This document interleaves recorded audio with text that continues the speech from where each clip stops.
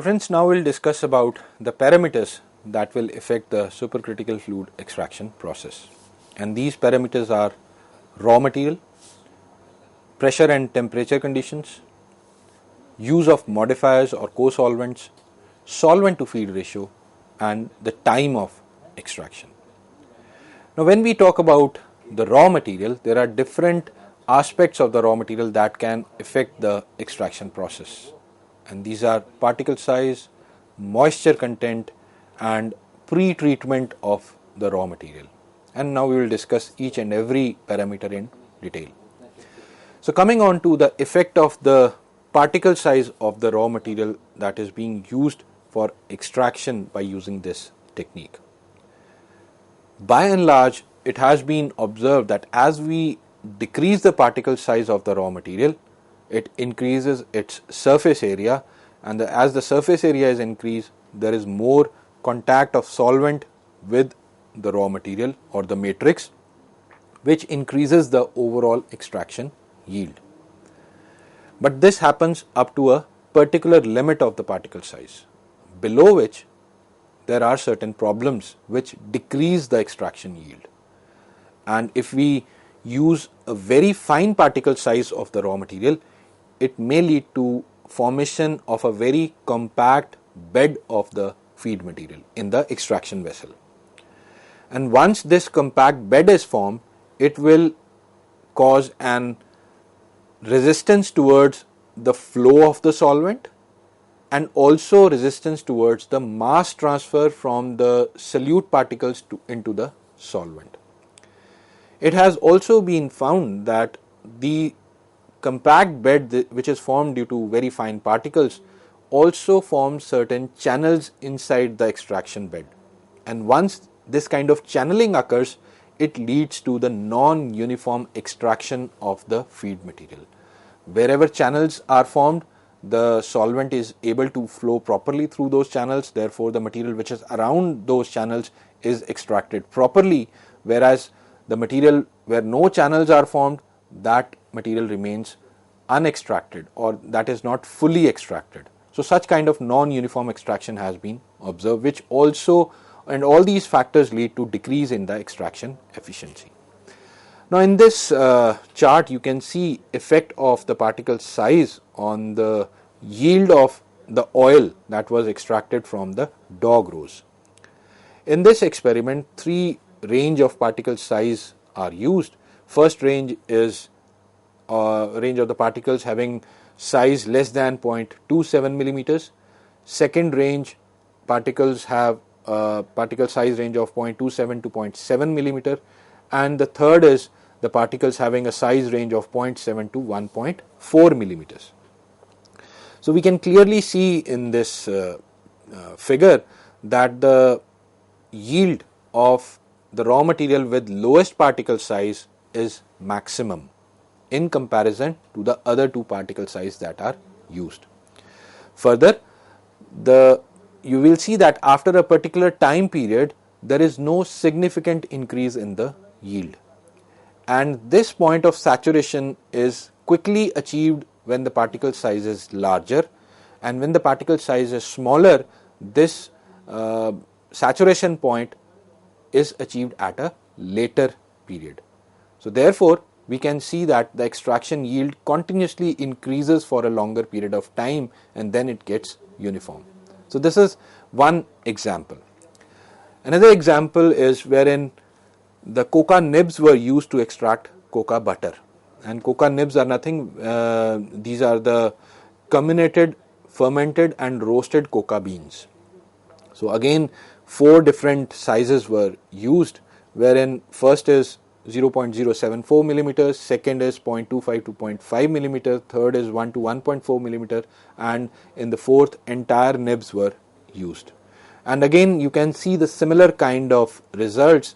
You achieve maximum yield of the coca butter in a very short duration, and there is a continuous increase in the yield of the raw material having minimum particle size in comparison to the other particle size that are used in this study. Next factor is the moisture content that is present in the raw material. Normally, it is always advisable to dry the raw material appropriately before it is exposed to the extraction. But sometimes small amount of the moisture content is always advisable in the raw material because it enhances the extraction yield, as we discussed in the microwave assisted extraction in my previous lectures. Likewise, here in supercritical fluid extraction also, small amount of moisture has shown certain beneficial effects.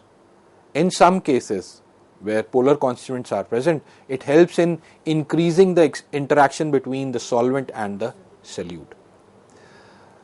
Presence of moisture under acceptable limits also helps in the swelling of the cells, and once the cells are swelled, this improves the solvent flow into the cell, thereby enhancing the extraction yield. But sometimes the moisture content is beyond the acceptable limits, or moisture content is high. In such conditions, the particles of the raw material, they tend to agglomerate, and once they agglomerate, they may lead to the clogging of the tubings, they may lead to the clogging of the extraction vessel. So to avoid such kind of problems, certain dispersing agents are also added into the raw material, or it is mixed with the raw material, in order to prevent that kind of agglomeration and clogging due to the material. Now in this chart you can see the effect of the moisture as well as the particle size on the extraction yield. Various carotenoids were extracted from the paprika powder, and two levels of particle size as well as moisture content were used.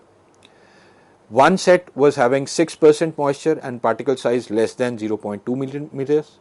Second set of the sample had a high moisture content of 10.6% and particle size less than 0.2 millimeters.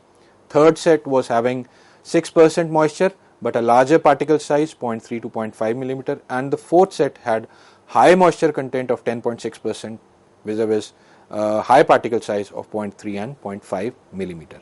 And you can see the samples which were having low moisture content and low particle size gave the better extraction yield in comparison to the other sample combinations.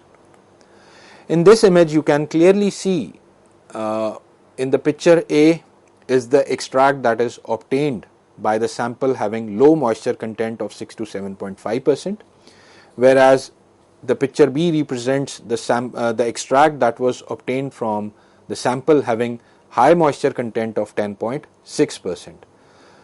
Another problem which we can see in this picture in the sample having high moisture content is, one is the extraction yield is low, second is water is also extracted along with the extract from the sample, and you can clearly see a separate layer of water that is present in the extract.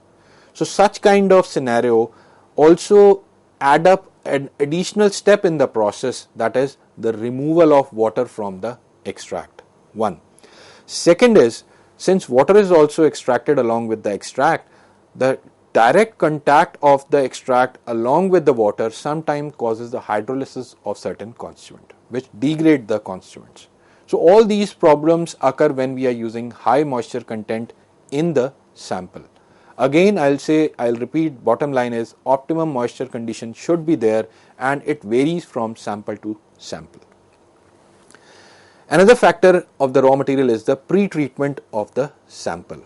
And this pre-treatment either can be done by fermentation, by roasting, by exposing the material to a solvent, to a pressure condition, or you can also expose the material towards enzymatic action. So in this example which I have taken, again the extraction of cocoa butter from cocoa nibs, different types of samples, pre-treated samples were used. The first sample is of unfermented material, second sample was partially fermented, and the third material was the fully fermented sample material used for the extraction. And we can clearly see the yield of the cocoa butter was maximum from the unfermented samples. And as the cocoa nibs were fermented, the sample which were fermented were used for the extraction, there was a decrease in the yield. But again, this pre-treatment will vary from sample to sample. Another example is when the sample was exposed to the enzymatic treatments. Grape seeds were used to extract oil from them, and the grape seeds were two set of samples was used. One is wherein it was not exposed to the enzymatic pretreatment, and the second sample was wherein it was exposed to the enzymatic pretreatment, or a cocktail of enzyme which included mixture of cellulase, protease, xylanase and pectinases in different concentration. Now we can clearly see in this diagram the sample which was pre-treated with the enzymatic mixture gave better yield of the oil, and because of the obvious reason, these enzyme pretreatment lead to the hydrolysis of the cell walls, which enhances the extraction of the oil, which enhances the ease of the extraction of the oil from the seeds in comparison to the untreated sample. This chart shows you another example wherein different types of treatments were given to the sample. In the first, that is E0, no treatment was given. In the second set of sample, which is E1, it was pre-treated with water. In the third sample set, that is E2, it was exposed to high pressure conditions. In the fourth sample set, that is E4, it was exposed to ultrasound waves. And in the last set of sample, that is E4, it was exposed to pre-treated with ethanol. The extract was used to analyze the component, the quantities of the component in the extract, and we can clearly see different types of results in this table. Again, the pre-treatment effect will vary from component to component which we are extracting out from the plant material. For example, cravacrol gave maximum yield of cravacrol was obtained when the sample was pre-treated with ultrasound. Borneol maximum content was obtained when no treatment was given to the sample. Likewise, caryophyllene oxide maximum treatment was found when it was treated with water. Cymene gave maximum yield when no treatment was given to the sample. So depending upon the type of constituent you are extracting, depending upon the end product you want, pre-treatment can vary from sample to sample. In some cases we have seen pre-treatment reduces the extraction yield. In some cases we have seen increase in the yield. In some cases we have seen it will cause variation in the result because of the different types of constituents that are found in the extract. Next factor is pressure and temperature. Now there is a bottom rule in supercritical fluid extraction that as you increase the pressure, there is an increase in the extraction yield. But when we talk about the temperature, there is a retrograde relationship between pressure and temperature, which we will discuss ahead. So here is an example wherein again the oil was extracted from the seeds of the grape, and the amount of carbon dioxide vis-a-vis different pressure conditions you can see.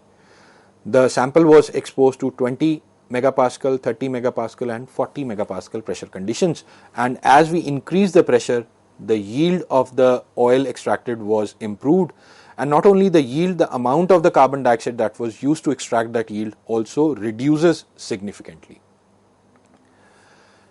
Temperature, increase in temperature has an effect on the density of the solvent and also on the vapor pressure of the solvent, and both these parameters basically helps in either increasing the yield or decreasing the yield of the extract. And this increasing or decreasing of the yield of the extract will depend upon the pressure conditions that have been used in the extraction process, and therefore I said that pressure and temperature have a retrograde relationship in the supercritical fluid extraction unit. If we are using pressures near the critical region, or in the critical region if we are using low pressure values, then increase in temperature causes decrease in the density of the solvent, and once the density is decreased, solubility decreases, which will decrease the extraction yield. If we are using high pressure values above the critical point, then increase in temperature will cause an increase in the vapor pressure, which also helps in improving the solubility of the components, and therefore with the increase in temperature at higher pressure condition, the extraction yield improves.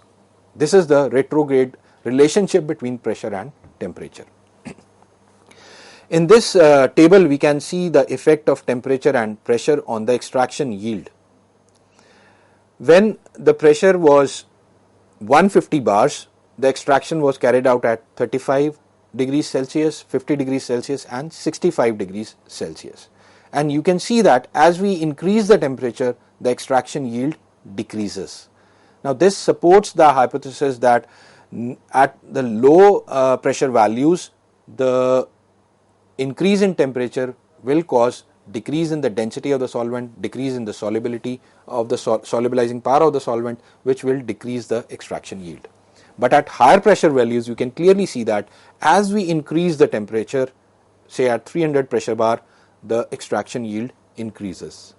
Again, at 450 bar pressures, you can clearly see in the table, as the temperature increases from 35 to 65 degrees Celsius, there is a significant increase in the yield of the extract. Next factor is the use of modifiers, or also known as co-solvents or entrainers.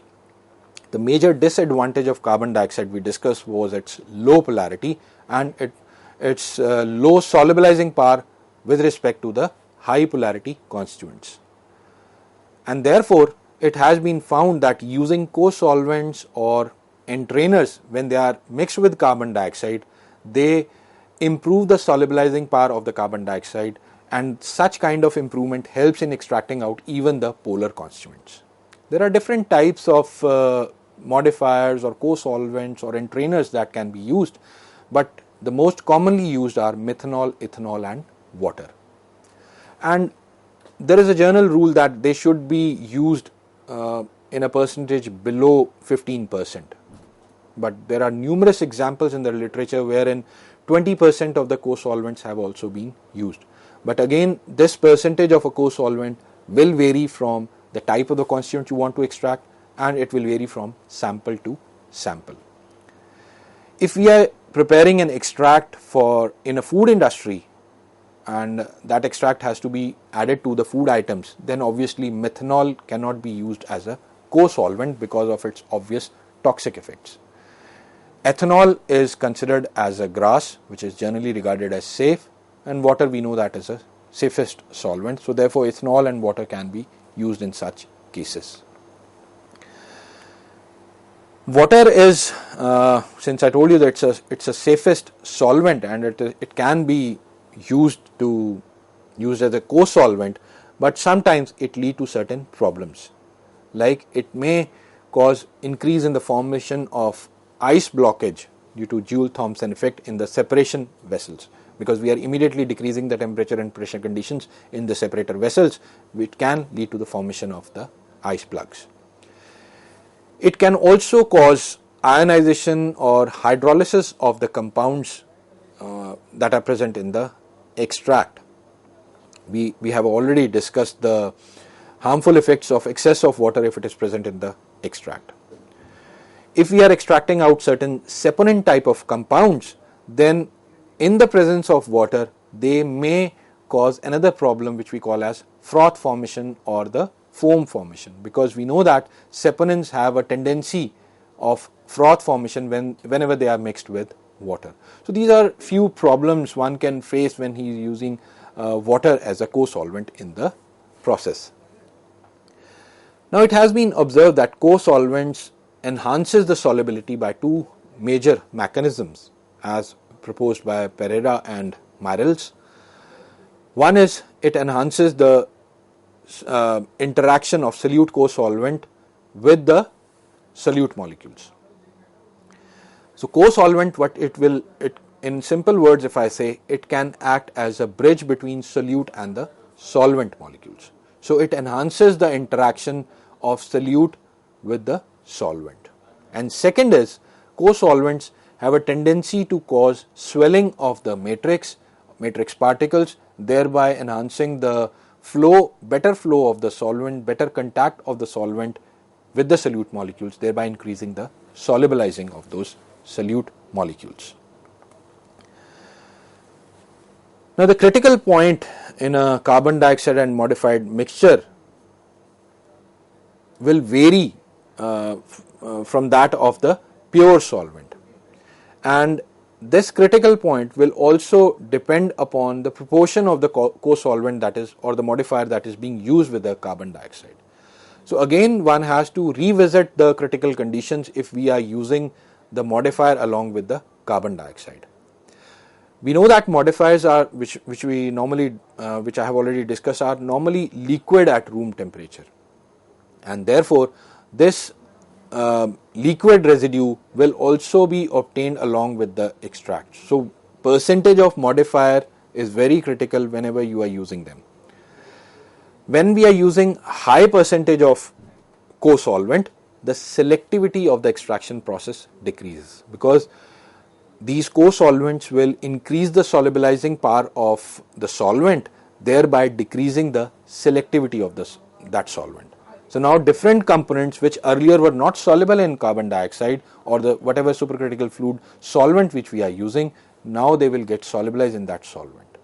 So this adds up another step of purifying your extract when high percentage of co-solvents are used along with the supercritical supercritical fluid solvent.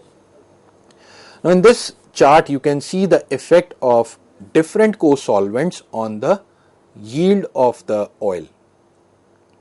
First co-solvent used is ethanol, second is water, and third is the olive oil.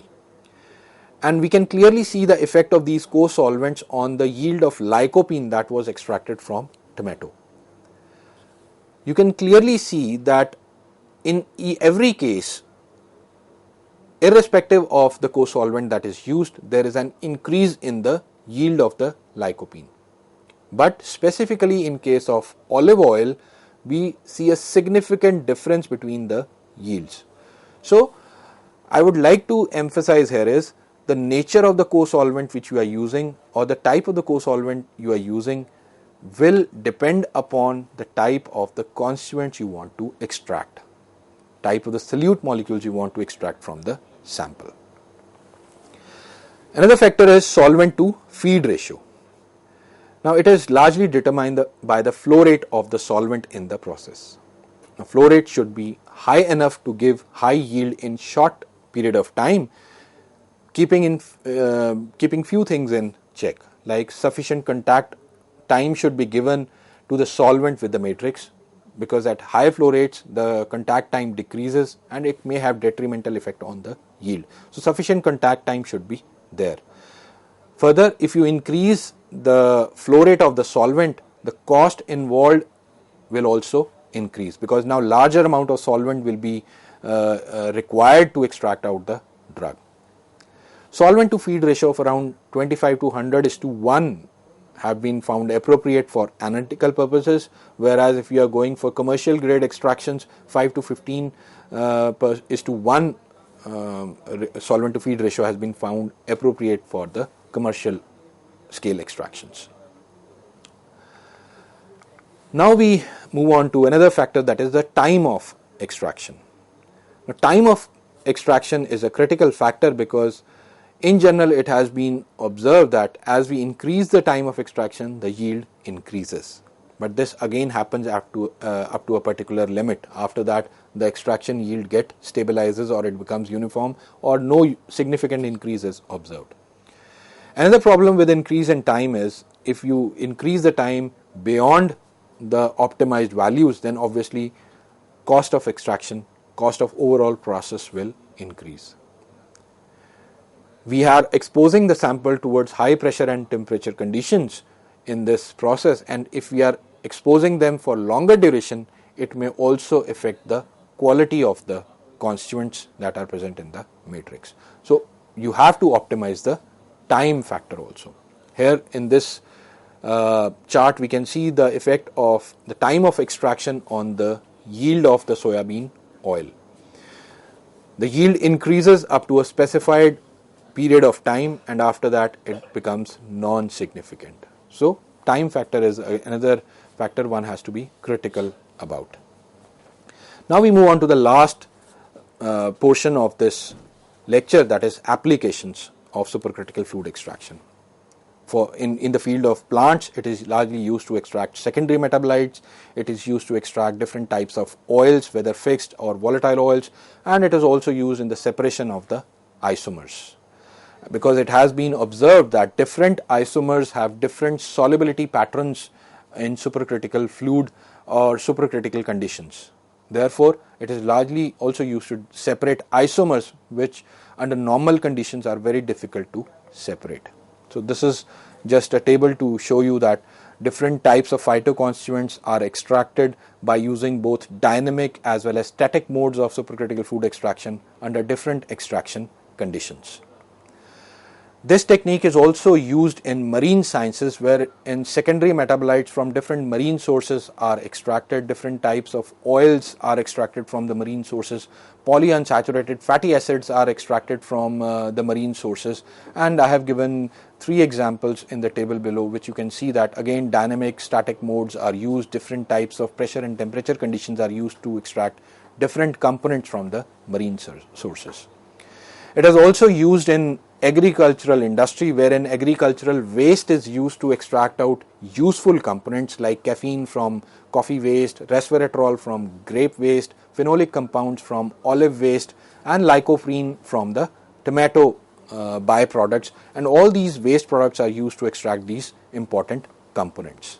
It is also used in food industry to extract bioactive components, for the processing of spices, for decaffeination, alcoholization of the food products, cleaning up of pesticides from the food products. In pharmaceutical industry, it is used for separation of enantiomers, removal of the solvents from the formulation, which is an important use of this technique. It is also used to remove impurities and purification of active pharmaceutical ingredients from the reaction mixtures. So friends, this was all about supercritical fluid extraction technique, beginning from its development to principle to equipments or the components used in equipment, factors affecting their efficiency, and then we discuss about the applications of this technique. Thank you.